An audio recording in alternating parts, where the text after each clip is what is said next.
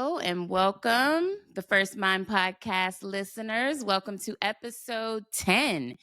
We are 10 episodes in. I am probably most excited about this episode. I think when I started this journey, I knew in the back of my mind that I wanted to specifically have this interview. So I am so happy to introduce to you my former therapist, Dr. Noelle Chappelle. Let's give her a round of applause.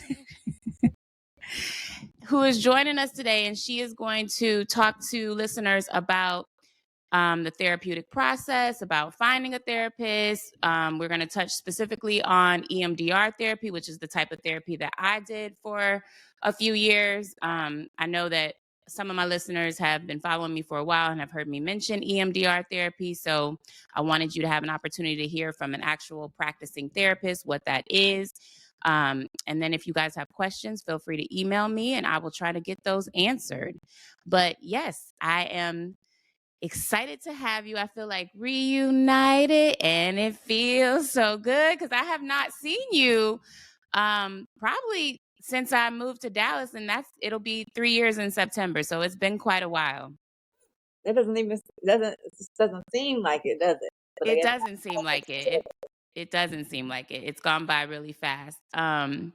So the first thing I want to just in our introductory talk about is how it is that I came to even be a client of yours. And my goal with the podcast is to be really transparent about my own journey in the hopes that it will help other people just have a better understanding of what therapy is, what healing is, what this journey entails, to help kind of just normalize this process. Because I think especially for Black and brown people, therapy is not always something that we culturally have accepted. And so I really am trying to help with this podcast and with my blog normalize what that is. So the way that I came to you is I was seeking support for my youngest child.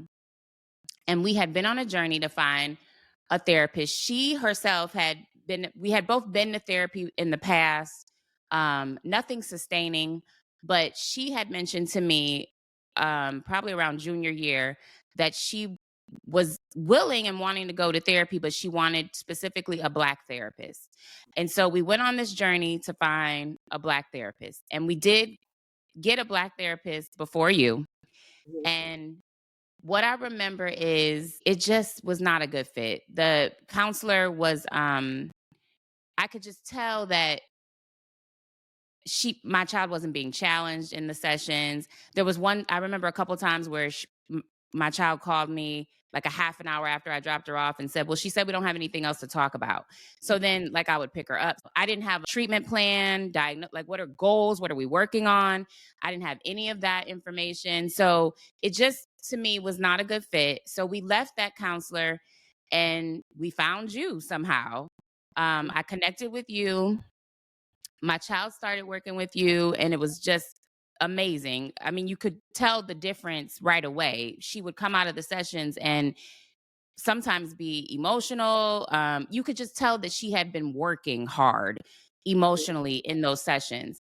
So from there, what I remember is I was in a relationship and I thought, my child was so successful, like now I was having problems in my relationship. So I was going to try couples counseling. So I started out coming to you for couples counseling. And the reason why I want to make sure I'm bringing this up is because I think that for a very long time, I recognized that I needed some sort of therapy. But as a single mom who was a working mom, like trying to like just figure out life, I think my go-to was always to try and get the people around me in therapy. And I wasn't going to go to therapy, but if I could get y'all to go and fix yourselves, then that was somehow going to help. That was my way of managing the situations. Like, I'm going to get all of y'all some help. And then that way I'll be able to deal with you better. And what you taught me is that, number one, everybody doesn't want to do deep introspection. You said that to me one time in a session, and I've never forgot it, because it was so eye-opening for me, because in my mind, I'm like, why would you not want to, figure yourself out? Not even realizing there were many years where I didn't want to figure myself out either. So, and purposefully, I think there was a feeling of, if I go and start this process, I'm going to unravel, and I don't have the capacity to put Deal myself with back together. I'm not, and I have to function for these children. So that to me just seemed very terrifying. So yeah, my way of managing that was, I was going to put everybody else in therapy, and they were going to fix themselves, and then I wouldn't have to deal with, these problems. So one, you taught me that everybody is not wanting to do that work. And then also that really people come to therapy on their own terms, in their own time. And that was also a lesson for me, because I think on this journey, what we sometimes think, when we have issues with, whether it's our children or our parents or a partner, in our minds, we really feel like in order for us to heal from that, these people need to come along on the journey with us. Like, they need to be in therapy sessions with us. And again, everybody is not ready when I was ready, so I had to go through a process of figuring out how to heal myself. And what the journey really became about is, how am I going to strengthen my own boundaries so that I can deal with people who don't necessarily want to do that kind of work. And yeah, that changed my life. Like, that in and of itself, among the many other things that I learned through this process, really helped to change me. So I think it's been a long time since I've called you up and been like, I need you to take my daughters and put them in, like, because I now realize that that is not how it works. So, you just accept. yeah, so I wanted to be transparent in how I came to you, and then, let you kind of just, talk about that. Yeah. You can, I think our first question was, how long have you been practicing, and what motivated you to pursue a Yeah, career in counseling? yeah, I can. Yeah, I can definitely talk about that. So, okay, so I graduated and started practicing in 2012. So the year that my first child was born. And that's coming on 12 years in May. So, and then for EMDR, I probably started that about 5 years in. So I'm about 7 years into, practicing EMDR, doing the whole process of becoming trained and whatnot, and certified, and those that I'll talk about later. But what drove me to become a therapist is like that whole idea of like the wounded healer. So most people, if they can admit it, who are interested in therapy typically come from some kind of dysfunctional family background. And so I think for what happened to me is being coming from that background, many other adults, even strangers, as a child would come up to me and just start telling me what was going on with them. So, like, one of the ones that really, I mean, I was so young. I'm trying to think what the name of this department store was. It changed into Macy's, but before that, it was Igby's, or I don't know, something. It had a different name, whatever it was. That's what the name of it was back then. So I was so young, and my mom was trying on shoes. She has a shoe problem. And this lady just started coming to me. Now I know it as immigration trauma. But she was from Mexico, and she was telling me like how depressed she was, and how she had immigrated and she couldn't get out the bed, and it's going on and on. I was a very, very young child, like a prepubescent child, that she was telling this to. And my mother, it had happened so often. Again, talking about boundaries, she just let this woman just keep talking to me.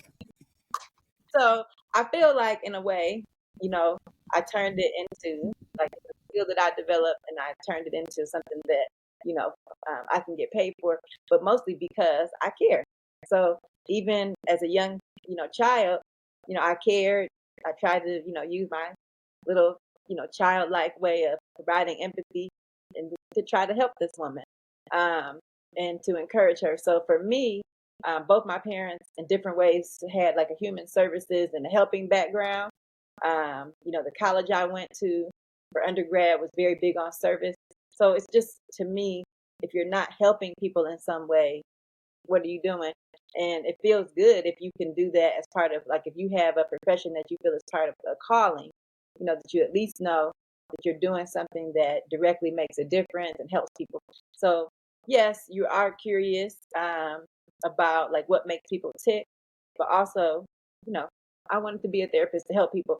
And particularly, I'm a marriage and family therapist. So um, I particularly actually started my work with wanting to help kids because I felt that if you could help, a child, to recover early on from, traumas or dysfunction or whatever it is that's going on, just help them to gain coping skills, then you could potentially change your life and then change generations. So I knew that in my own family, there were people who needed therapy. Now they're grown, I can help them in that way, but I can't help, parents who have the wherewithal to get their kids into therapy. I could help, parents who have the wherewithal to get their kids into therapy to help them to get those skills to recover and to, heal and have a healthier life, which again could impact generations. So that's how I really became a marriage and family therapist because I believe that you have to know something about family dynamics and have to know how to work with the family if you're going to work with minors because every minor is in some way, shape, or form a part of a family.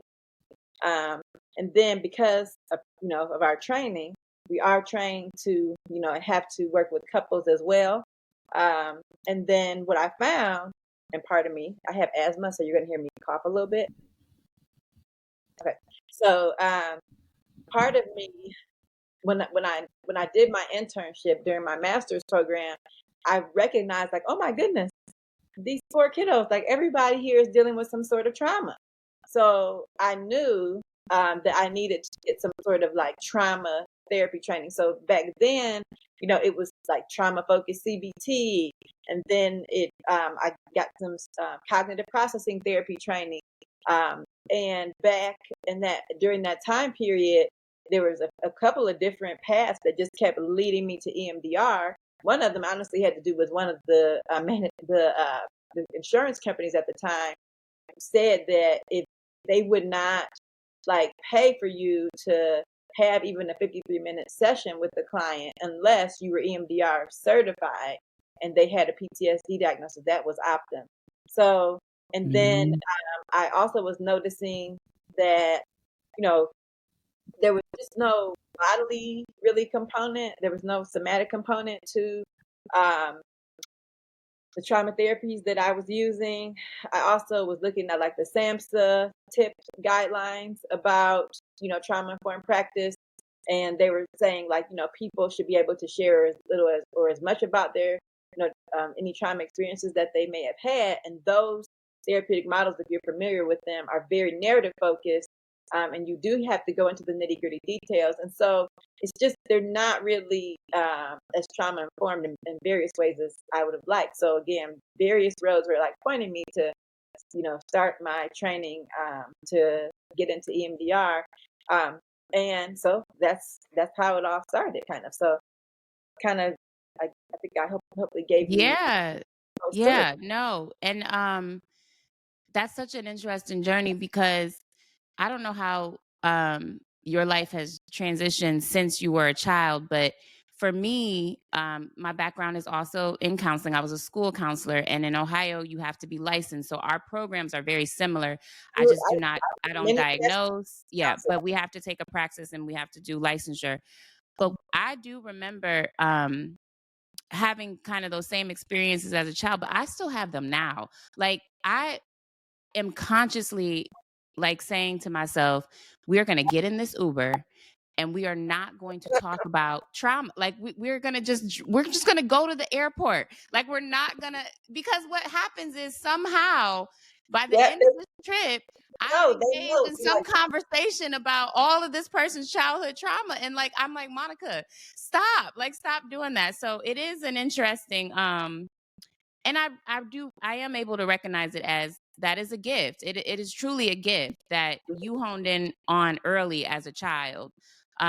So I'm so grateful that you followed, that gift and let it guide you. And now you have your practice. I want to make sure the audience understands that Dr. Noelle has her own practice. So it's Women's History Month. It is, important for me to note that this is a Black woman-owned practice that she has, developed herself. Yeah.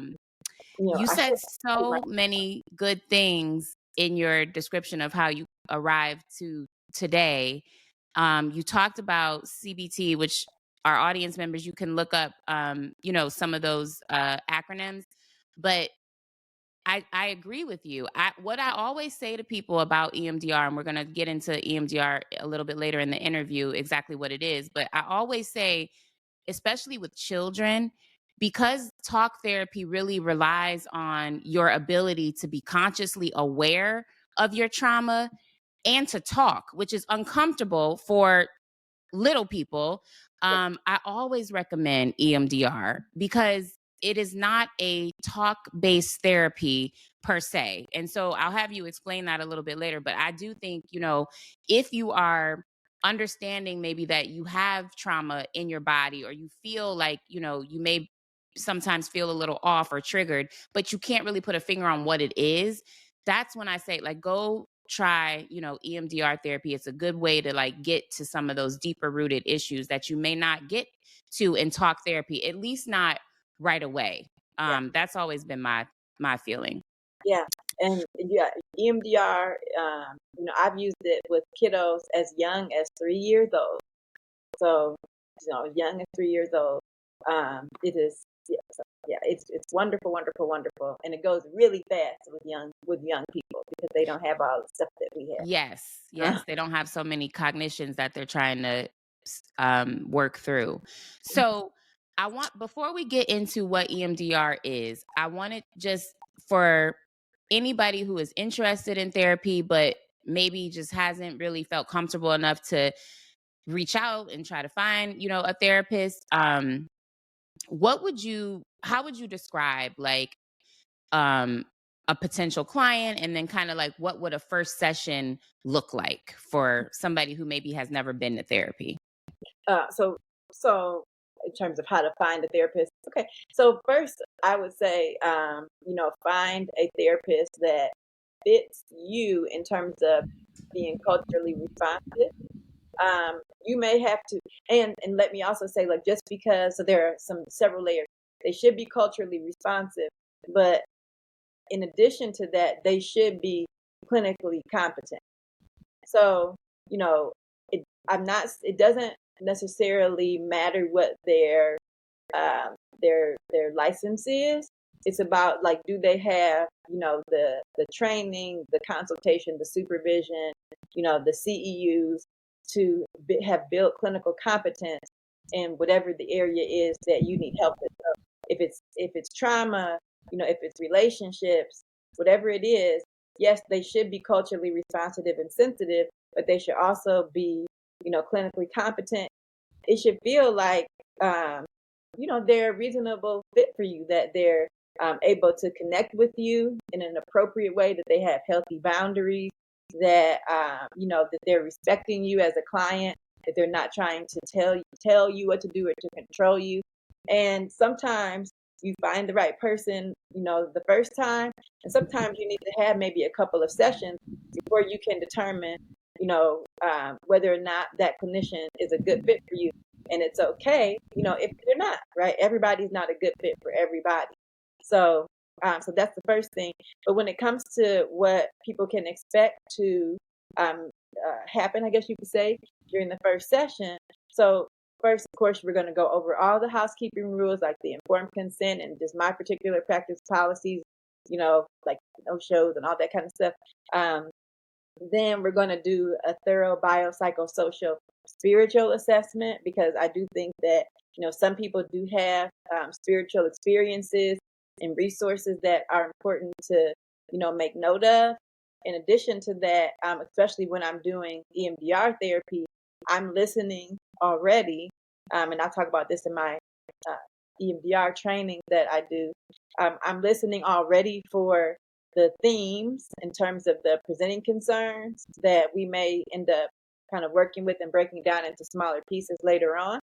In addition to that, because, as a family therapist, as an attachment-based therapist, and as a trauma therapist, I'm believing that a lot of the presenting concerns are connected to those float back memories from, childhood. So especially when I'm doing EMDR intensive. So those are like when I'm doing, 4 block, 4 hour EMDR sessions for people who just want to get it all out the way.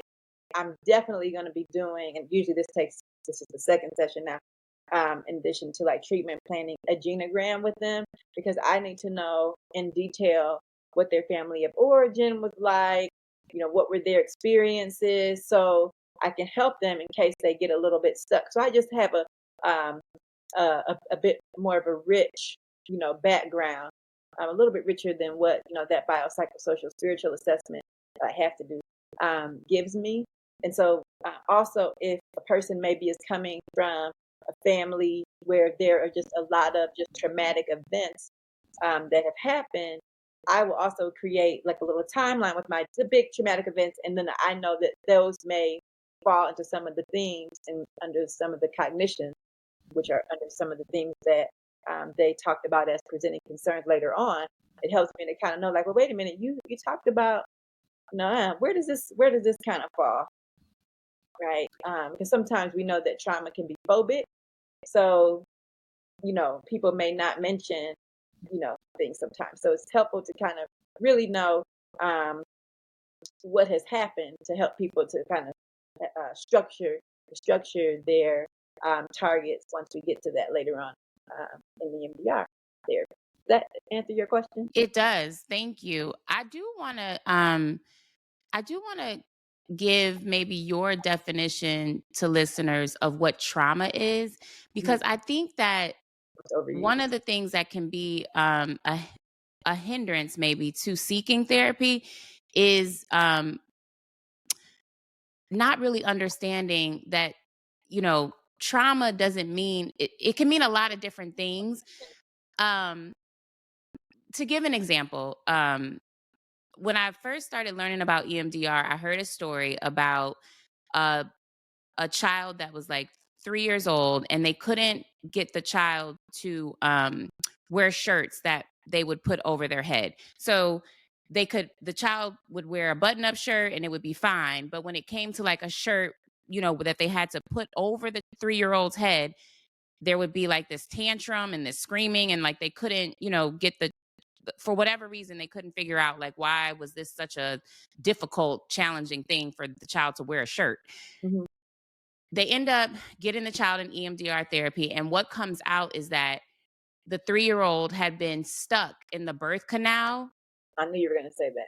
Yeah, in the birth canal during the delivery. And Mhm. so this feeling, when we talk about what somatic, Yeah, healing is, was yeah. in their body. And so they were having a physiological response to what was a trauma, if you will. Because I think sometimes in especially our community, we think trauma has to be like, I don't know, something extremely horrific, or like we have these ideas of kind of just, you don't really need to go to therapy if your parent said negative things to you. But I Mhm. want our audience to understand that that is also a trauma. Like if you are, inundated as a child with a voice that is saying to you that, you're not worthy or you're not good enough, over time, that starts to become your internal voice. And that is what I would consider in some ways to be a trauma, if you will. And so I don't know. I just wanted you to kind of give your take on how you describe trauma, because I think, Good. Okay, yeah. I'm going to talk about all different types of trauma. So this is what I also kind of like. I love talking about this. Okay, so this is my dissertation. I love it. Okay, so first, I, the DSM talks about what we would call big T trauma. That is trauma that allows someone to, or it's part of what are the diagnostic criteria, right, for PTSD. So when you think about PTSD, big T trauma, it's that someone has experienced, a life threatening, event, or they witnessed like a loved one be, in a life threatening event, essentially. So it could be war, terrorism, violence, community violence, all that, right? Abuse, those kind of things, right? But we don't really talk about, and I think we're talking about it more, but that's little T trauma, and that's kind of what you have talked about. And some of it is captured a bit on the, you were not necessarily like in danger of losing your life, or in danger of being like maimed or hurt physically, right? So that is where like verbal abuse and emotional abuse and emotional neglect and abandonment and all of these things that we well, verbal bullying, all that kind of stuff, like things that have happened that maybe did not threaten us physically, but yet they hurt, right? They were painful. They were absolutely, emotionally painful. And I mean, there's neuroscience behind this, right? That is that if someone says something to you hurtful, that is hurtful, it lights up the same part of the brain as if someone were to have like punched you or slapped. It still resonates as pain. So big T trauma is okay. You may qualify if you have other symptoms, right, for a PTSD diagnosis because you've experienced, like I said, something physically dangerous, or witnessed something physically dangerous happen to others that you love. Though little T trauma is still just as real, and really what happens, and sometimes it's in some sense just as difficult or more difficult to deal with because emotional wounds are hidden, and oftentimes the things that happen to us emotionally are ongoing.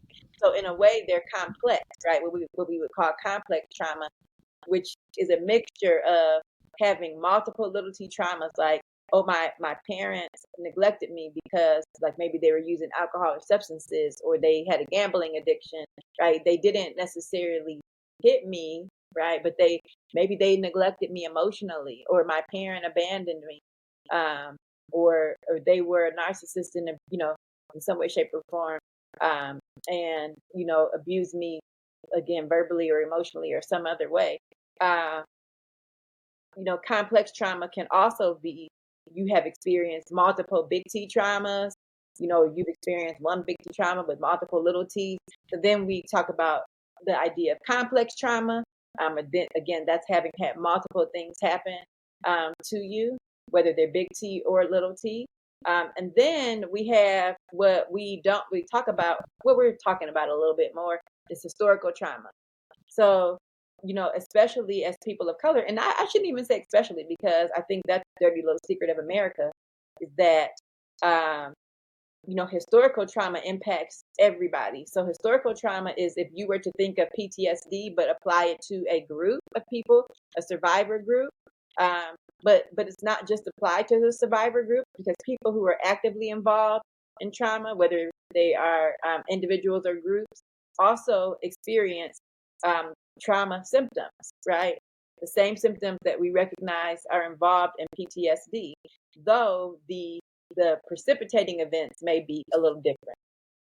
So we have to think about, big T trauma, little T trauma, and historical trauma, and then in the middle would be like generational trauma, the things that happen in families, over and over and over again, that are, a little like detrimental, really, or maybe dysfunctional in our families, that maybe we're all like working on, or hopefully are working on breaking, right?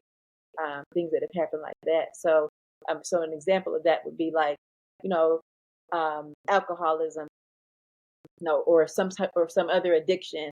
Everybody is struggling with some sort of addiction: gambling, alcohol, sex, love or relationships. So that we can all, that would be like a generational kind of issue, that can lead to some trauma that family members would want to be aware of, because the family dynamics have primed them, and they have witnessed this behavior as a way to cope, and then and internalize it, whether they agree with it or not. So family members need to be aware of it so that they can cut that off and not perpetuate it. I think you brought up such a good point in that explanation of trauma, because there's also I guess what I came to understand is the secondary part of it, which is how we're coping with the trauma. So sometimes I think the way we have coped generationally gets passed down as well. So I guess to give one of the things that came up when I worked with you through my EMDR process is this really what is kind of like an emotional avoidance. And I remember I had a session with you where I had talked about a memory that came up when my firstborn child, I was holding her, she was a newborn, and I looked at my child and I said, I'm going to love you, but I'm not going to love you too much because what if you die or what if something happens to you? And I remember you saying, like, that's not even your trauma. Like, that's something that maybe probably is from historical trauma, like from slavery, from like when we would have children and they, could possibly die or be sold off or something detrimental could happen. And I was having that thought, probably because through generations, that is how my family or women in my family learned how to parent, was to have kind of this, anxiety and emotional distance with their children, because what if something horrific happened? You want to try to protect yourself emotionally while also, trying to navigate parenting. So that was such an interesting epiphany, because I did, I never realized that the trauma story could, Yeah, impact me from such a long time ago. yeah, So yeah. yeah, that And was it's something interesting. to look at, right? We always have to look at all of those layers. Yeah. Mhm. Yeah. So I want to get into what EMDR actually is and how it works. If you could explain to our listeners a little bit about that. Mhm. So EMDR is it stands for eye movement desensitization and reprocessing therapy. It's kind of like Coca-Cola in that there's no more cocaine in Coca-Cola, and so the name doesn't necessarily um, like give it justice or describe exactly what's happening. Um, so basically, what EMDR posits is that disturbing or bothersome or traumatic material or memories are not filed away properly, essentially. They're not filed away properly in our brain. And if we can think of our brain as like just like kind of like filing cabinet, that somehow this file got out of place, and we're not really sure where to put it. We keep looking at it, looking at it. So it keeps kind of, in some way, shape, or form, we become like we are being activated by it in some way, and it's stuck in the reptilian, which is the back part of your brain, right? Your bodily part, the and the midbrain, right, which activates like the limbic system, whatnot. And so when we come back to this file or to things that remind us of the file, those parts of our brain become activated as if what is happening is current. What has happened is currently happening, right? We are activated as if these things are, this thing is currently happening.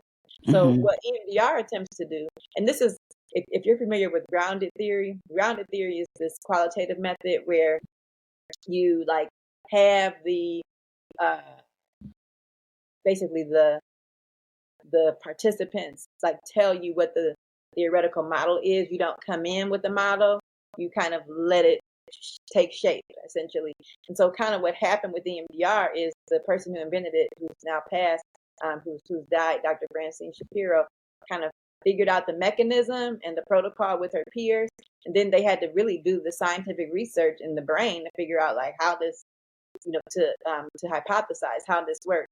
So essentially, what they realize is that bilateral dual attention stimulus, which is applying some sort of bilateral stimulation across the midsection, the midpoint of your body, whether through eye movements, so that would be doing something like following my fingers that are moving quickly like this, or through tones that are alternating, or through like tappers or buzzers that are alternating, that looking at eye movement or using eye movements or some other type of bilateral stimulation, while also paying attention to the trauma itself, your thoughts, your feelings, and bodily sensations that you feel when you bring that trauma up. It's really activating you purposefully, while doing that dual attention stimulus helps to move that file and to put it where it belongs in that file folder.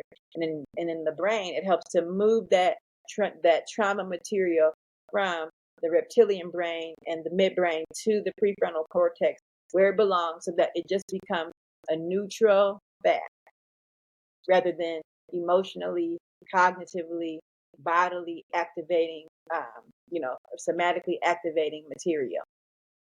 So that's what they found, that somehow, well, not somehow, but by activating the traumatic material and paying attention to it while applying some sort of dual attention stimulus with bilateral stimulation, helps to move that content to the front of the brain to where it just becomes a negative fact.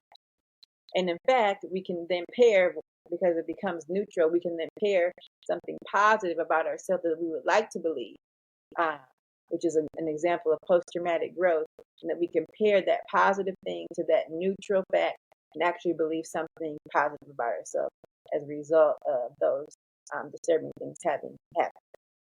So, and there's a very strict protocol and script that goes along with EMDR to help all of that happen. And that's what makes it very evidence-based. That is what makes it, something that you can do a lot of scientific study to check fidelity, et cetera, with, because there is a very strict scripted protocol that you have to follow in order to make that happen. Thank you. Yeah, that was a really good explanation. I want to try to give our audience maybe like a tangible example. I don't know. I remember you telling me, and you can, whatever example you think is befitting, but I remember you telling me about the bunny rabbit and the dogs. So, Do you know what I'm talking about? yeah, Okay. So okay, maybe as yeah, an example, just so that they can kind of make sense of the scientific part of it. okay. So, like, what would happen? Okay, so let me give you an example. So, we used to live next door to a Doberman, and our neighbor wasn't being responsible. And when my child was very, very young, like he had to be 2, he had to be about 2. He he the Doberman ran over into our yard, and he was like just not very friendly. So I I felt something, you feel something behind you, and I couldn't get to him quickly enough. And so luckily though, I said something. Actually, Jesus helped, and the dog kind of stopped, and my husband was already running to get the dog before he got to my kid. But after that, my child, just telling you, was, he was so little, he was sitting on the ground. Um, he was just afraid of this dog. Okay. So he was very afraid of this dog, and he would be with my mother, which I think added to that. My mom was also afraid of large dogs. So what I did was I said, okay, I'm just going to kind of desensitize this, see what happens with him. So when you do it with small kids, for, with kids in general, and childhood trauma is stored in the feet. So instead of doing eye movements like I would with an adult, which is the best thing to do typically with an adult, I tap his feet, and I gave the narrative, which is just an adaptation of how you would use EMDR with young children like that. So I would do the narrative in sets while applying the bilateral. So me saying the narrative kind of is the and doing the bilaterals is doing that bilateral dual attention stimulus with the trauma material. And we just do that in set. And eventually, so what happened is my son just voluntarily said, like basically, the dog was like coming, toward me. And he's very young. And then he said, and then daddy got the dog. Okay, we did another set. And then he said, and then daddy was holding a bunny rabbit. And I was like, what? Wow. So he was, and what happens with the trauma material in EMDR, and with little kids, it happens very fast. But with an adult, you may take 50 minutes to get to that point. Is that the material becomes adaptive. So that's when I say it becomes like a neutral fact, and sometimes even positive. That now, my son, we didn't have any bunny rabbits. I never took him to see a bunny rabbit. We've never had a bunny rabbit, or neither has a family member. But he was able to turn that threatening, dog into something that was non-threatening and adaptive, a bunny rabbit. That's what his dad was holding in his hand, right? So this is what it looks like, and that's a very simplified version because we had a simple young child's mind. But that's what, over time, no matter what the material is, using that bilateral material, it may take you 53 minutes, but it will become adaptive and neutral. So it will bother you. Instead of bothering you at a 10, it will bother you at a 0 and be adaptive and neutral. So yeah, I do give that story a lot because I think it's really cool. It's a helpful story. And so now he's able to be around dogs now. Yeah, yeah. I mean, we have 2 dogs. So the reason why I also did it, not just because like I don't want you going around being afraid of dogs. So actually, funny story, about a week ago, the police are always at their school, don't ask. And so they were on the track, and like the police dog is out there for some reason running around the track with these little second graders. And so the police dog, he was like, oh, a police dog was at school. Like we were supposed to be doing our laps around the track. And, the dog was chasing me. He was smiling though. Like he was just having fun. So and this was obviously a German Shepherd. So, and we also have 2 dogs. So he's able to like be around dogs. He's not afraid of dogs. Again, he's seeing even the dog chasing him, a police dog, it's him smiling. You know what I mean? Yeah. And good intentions. Yeah. So yeah, so it's really cool. I think that's a good example. So the last thing I wanted to just talk about is who would you say is a good candidate for EMDR therapy? And Yes. then what would you say? Well, I'll let you answer that first. So who's a good candidate for EMDR therapy? Pretty much everybody, anyone, except for maybe somebody who is dealing with like active unmedicated psychosis.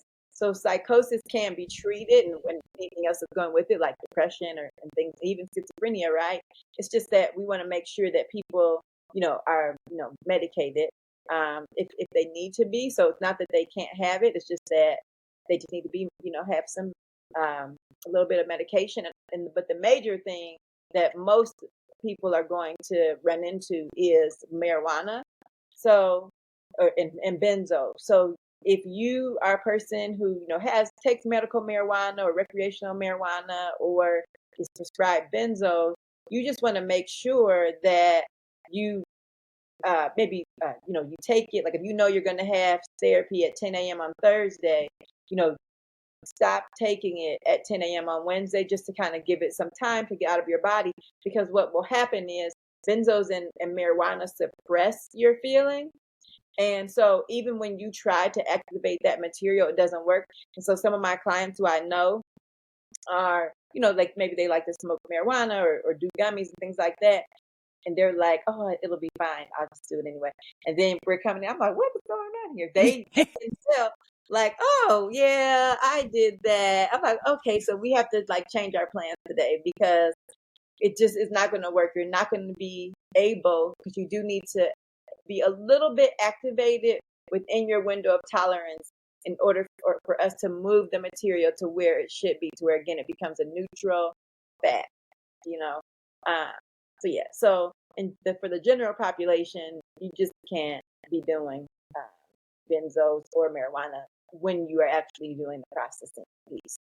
I think that's a good point too that you brought up. That marijuana kind of sedates your emotions, because I think a lot of us I use medical marijuana, but I think we use it probably not even realizing that that's what we're trying to do is, we have these triggering feelings and emotions, anxiety, depression. And so the marijuana helps to like sedate those feelings. But that's not healing anything. Like, it's kind of just like you would take aspirin for a headache. Like that's not necessarily targeting what the reason is that you're having the headaches, but it's helping to make it, so that's a good point that you brought up too. Yeah. So I know that you have an ongoing practice and you have clients who are probably waiting. So I don't want to keep you on for too long. We're going to wrap up. I just wanted you to give maybe kind of some words, encouragement for people who are struggling in life. Maybe interested in therapy, but feeling apprehensive, or, just don't know where to start or what to do, what would you suggest or what would you say to, somebody who's interested, has never done therapy, but, you know, maybe it would be a good idea for them to look into it? Yeah, so again, like finding somebody who is competent in terms of, whatever the issue is that you're struggling with, clinically competent, finding someone who's culturally, responsive, because you don't want to, end up in a place where somehow you're hurt, due to something racially charged, or charged in any other manner. And of course, somebody who is going to just in general respect you, not control you, and allow, knows that therapy is not about giving advice. It's just not. So that would be one thing, and that it's okay to, try people out for, maybe 2 or 3 sessions and see if they're a good fit. And if they're not a good fit, like that's okay. You go ahead and find somebody else. Sometimes you get it right on the first time, and sometimes it may take, a couple of tries. So, and the other thing is that I want to say, like, no matter what you're struggling with or how old you are. I know that there's sometimes the stigma, again, with, Black and brown people, that, go ahead, you deserve to not suffer. You can't, no one, we don't get awards for suffering. We know that we have, the stereotype of strong Black women, oh, you don't need this, pray it out, whatever it is. You don't need to suffer. And that this is, doing this work and continually, helping yourself in whatever way you need to recover and to heal is part of when we talk about like the soft life, or, softening ourselves, especially as African American women. Like this is part of it. Yes. Like that's part Yes. of it. Is that you deserve not to suffer. Yes. I tell people all the time, you can have Jesus and a therapist. Yep. Yep. Yep. You can have both. Yeah.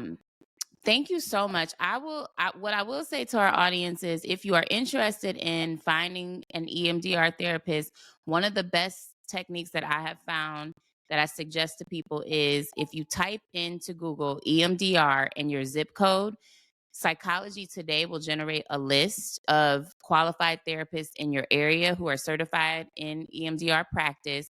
From there, you can filter that list down to people who work specifically with Black and brown people. You will have full bios. It'll give you information as to whether they're accepting clients right now. And I would just pick 3 or 4 people from that list and start making phone calls. And again, it is very trial and error. Like Dr. Noelle said, it's okay if you don't, if you meet somebody and it's not a good fit at first. It's the same thing. I would compare it to, if you go to a doctor for a physical ailment, you might go get a second opinion or a third opinion. It's the same thing. So don't give up. Keep at it. Find somebody who is a good fit for you. And I just wanted to. Source, if you can't quite, if Psychology Today isn't working, you can also go to EMDRIA, EMDRIA.org. So they're going to have not just people who are trained, but there's a step above training called certification. So they're going to have people in their directory who are also certified. So if you can't, if Psych Today doesn't work, which typically it should, there is that second list of just certified EMDR therapists through EMDRIA, EMDRIA.org. And so I know that you are, because I'm sure people are going to want to know. They already asked me, like, well, who was your therapist? Like, I want to go to your therapist. So I know you're probably not accepting clients because you are in such high demand, but you do have a full practice in Ohio. It's important for I want guests to know that when you work with a therapist, you have to work with somebody who's licensed in your state. So Dr. Noelle is, excuse me, is on this call from Ohio. She's licensed in Ohio. Ohio, Michigan, and North Carolina. Okay. So that's good to know. Yeah. And we'll be expanding soon to Georgia and New York. So and it'll just keep going. So we are, and so in our practice, outside of being primarily marriage and family therapists, I'm sorry to interrupt you, Monica. No, go, please.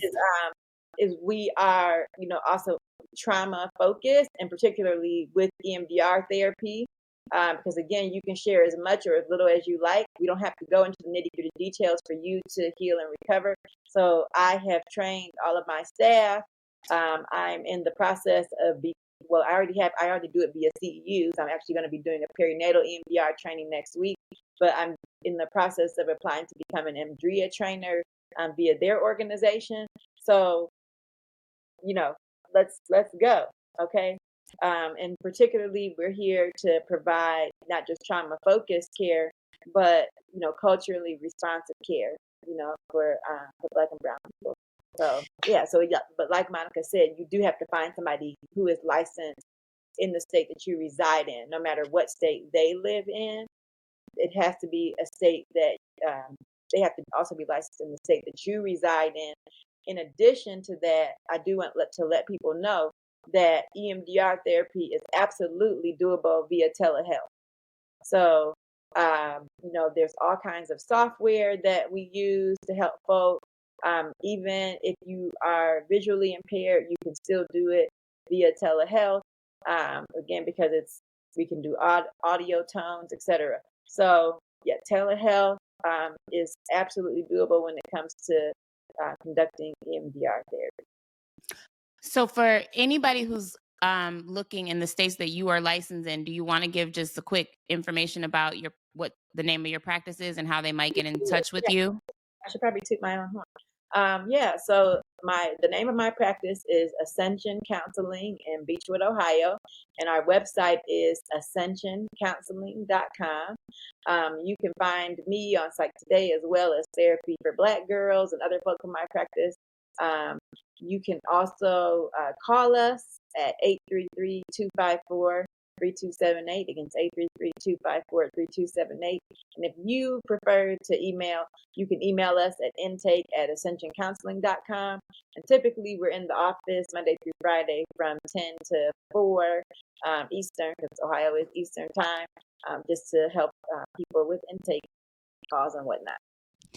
Thank you so much for doing this interview. I just want to say again that my work with you really changed my life. I remember in one of our last sessions, you would always say, Monica, go fly.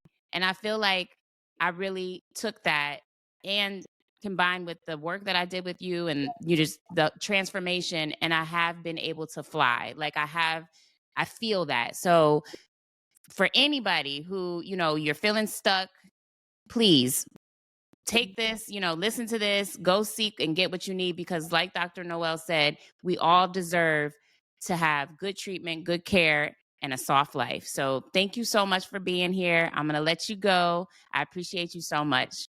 Well, thank you so much for having me. It's just an honor, such an honor, such an honor. And just thanks so much for having me. I'm just truly humbled and honored, for you to think of me and to have walk with you on that portion of your journey. And you are just doing the thing. So I hope that I continue to see you out here just touching lives in the way that you're doing. Thank you.